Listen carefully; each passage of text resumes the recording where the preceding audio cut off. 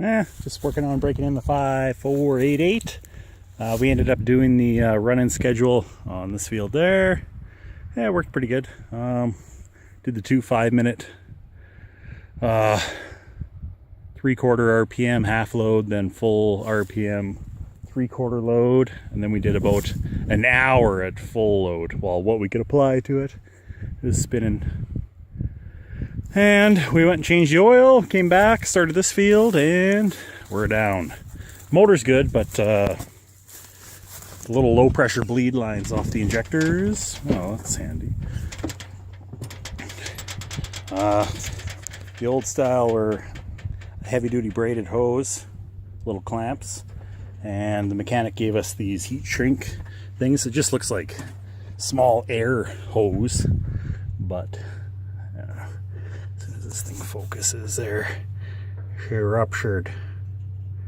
Yeah, there, right in the middle there, yeah. Kaboom, eh? Lucky this thing didn't light on fire. Could be because I bent him, but whatever. We'll put the old good one back in. Hopefully the other ones last.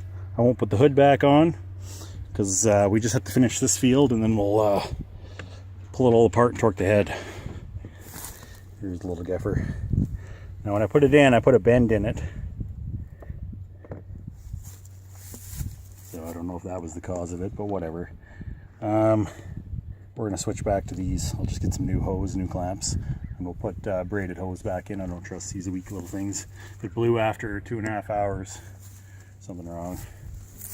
Well, we'll try and finish the field with the other 4. Hopefully they'll last. Hey, now she got some air in the diesel line, so hopefully I don't have to crack some injectors. Okay. Let's see if she'll start. Okay. Oh yeah. Oh yeah. Okay. Throttle up.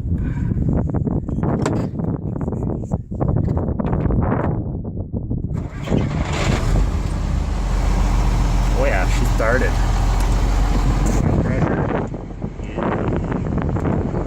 Neutral-ish. Perfect. Diesel spraying everywhere? No. Way better. Alright, let's move this quad and shit out of the way and try and finish this field.